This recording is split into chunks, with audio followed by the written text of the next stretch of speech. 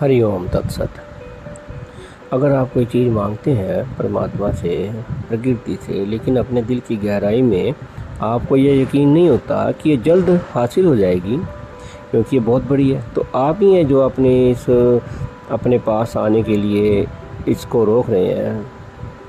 वो आप ही हैं जो मांगी हुई चीज़ के आकार को लंबे समय के लिए उसे टाल रहे हैं।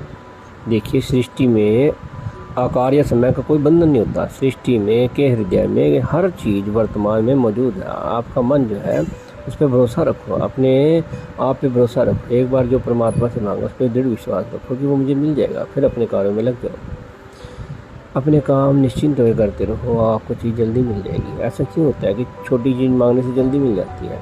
क्योंकि हमारा विश्वास होता है कि ये बहुत छोटी चीज़ है, मिल जाएगी, फटाफट वो मिल जाती है। इसलिए कोई भी शक्तिशाली या लंबे समय तक बने रहने वाला विचार हम सभी को दूसरों को ठीक वैसे ही विचार तरंगों के लिए आकर्षित का केंद्र बना देगा। विचार मन में जगत के समान को आकर्षित करता है। जैसा बोलते हैं वैसे ही काटेंगे। तपस्या का यही नियम है।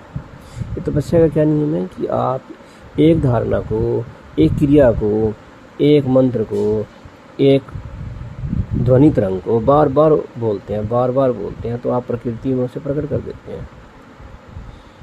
इसी का नाम तप है। तप का अर्थ होता है कि किसी चीज़ को बार बार बोलना, किसी चीज़ को बार बार आकर्षित करना और चित्त से, अपने हृदय से और अपनी आत्मा से और अपने विचारों से उस पर बने रहना।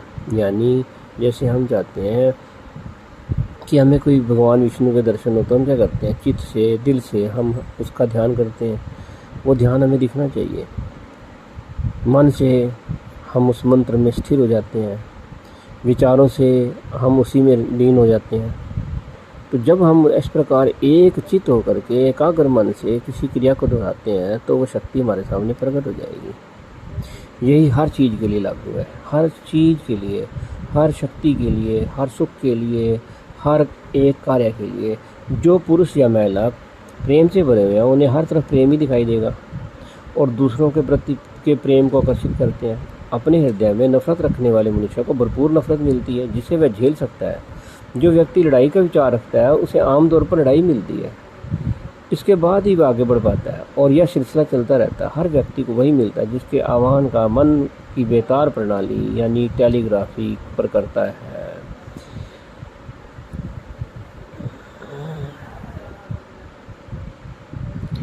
आप अपनी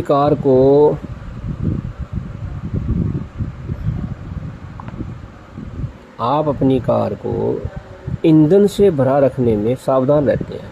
क्या आप खुद को अच्छे विचारों और अच्छी भावनाओं से भरा रखने में भी अपनी इतने ही सावधान रहते हैं?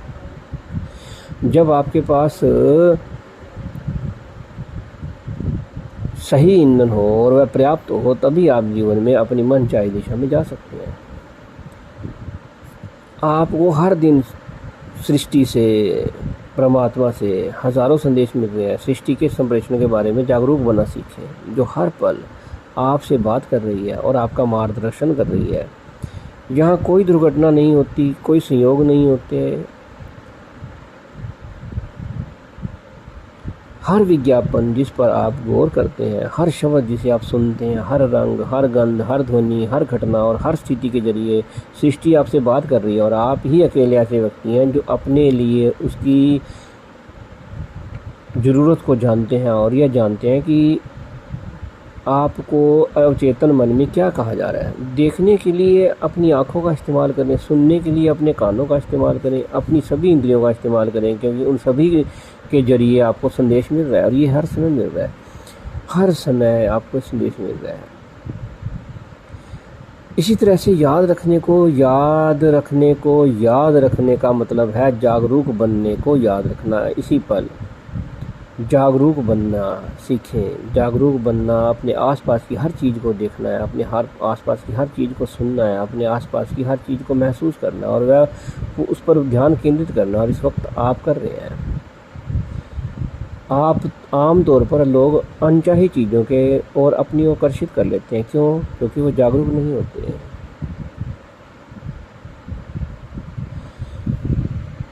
और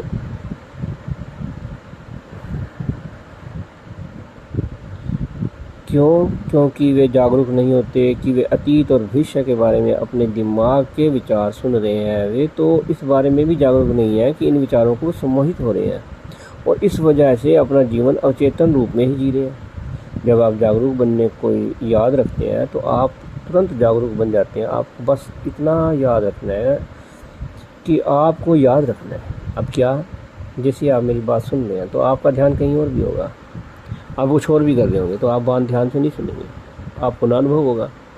अब बस विश्लेषण करेगा मस्तिष्क कि ये सही है या गलत है, इससे ज़्यादा कुछ नहीं, बात निकल गई। लेकिन प्रकृति जिसको संदेश देना चाहती होगी वो पूरे ध्यान से सुनेगा और उसके बाद उसमें से अपने लिए कुछ ना कुछ निकाल लेगा और वो फायदा उठा लेगा। बस इसी को जागरूक रहना कहते हैं कि आपसे प्रकृति ने आपको कुछ देना था वो दे दिया, भेजना था वो भेज दिया।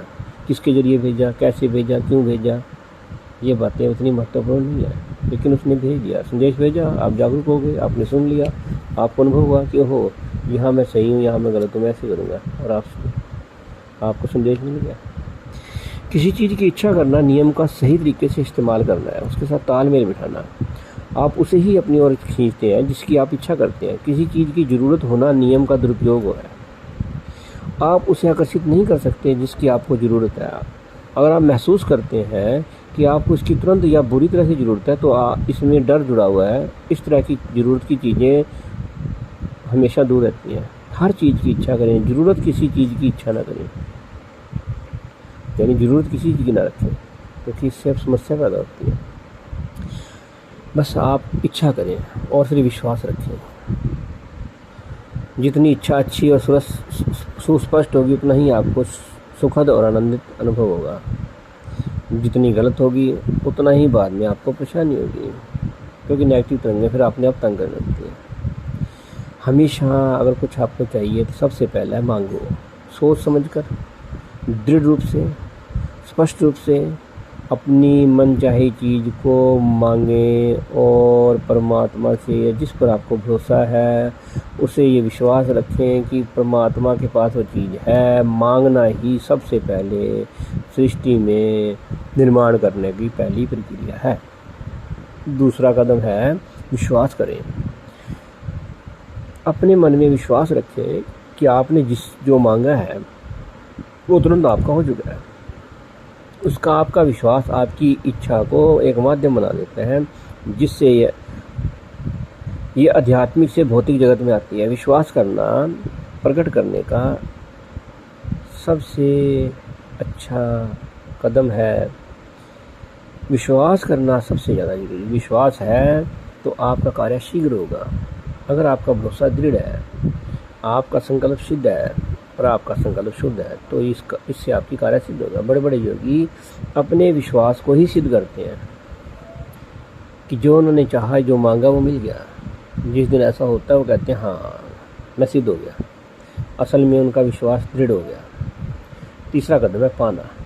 से पा लें। आप यकीन करें कि आपके पास ये मिल चुका है, ये आपको मिल जाएगा।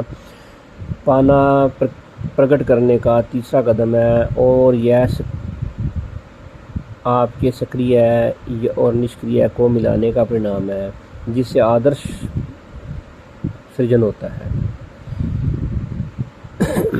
प्रकट होना बैटरी जैसा है, एक तरफ पॉजिटिव सिरा है, दूसरी तरफ नेगेटिव। दोनों को आदर्श तरीके से जोड़ दें तो आपके पास शक्ति आ जाती है। आनंद अस्तित्व की एक अवस्था है। आपने मांग लिया तो आपको आनंदित होना चाहिए। अगर आप आनंदित हो तो फिर आनंद कैसा है? आनंद जो है एक हमारे अस्तित्व की एक अवस्था है। ये हमारे भीतर है और ये भीतर से ही आती है। ये जैसे ही हम आनंदित होते हैं तो बाहर की ओर आनंद प्रकट होने लगता है। आप या तो इस वक्त आनंदित होने का चुनाव कर सकते हैं या फिर ना होने का चुनाव कर सकते हैं। बहाना भी बना सकते हैं कि ये प्रॉब्लम है, वो प्रॉब्लम है। परंतु सृष्टि में, आकर्षण के नियम में, लॉ ऑफ अट्रैक्शन में कोई भी बहाना नहीं चलता। हमें बुद्धिमत्ता और विवेक कहीं से भी प्राप्त नहीं होते। हमें एक समय के बाद उन्हें खुद खोजना होता है। जिसे कोई दूसरा हमारी खातिर नहीं कर सकता या हमें नहीं दे सकता। ये एक महत्वपूर्ण बात है, बहुत महत्वपूर्ण। विश्वास रखें और नियम का पालन करने की कोशिश करें। कोशिश करने में क्या अर्थ है, कुछ ना कुछ तो हासिल होगा। ध्यान से सुने।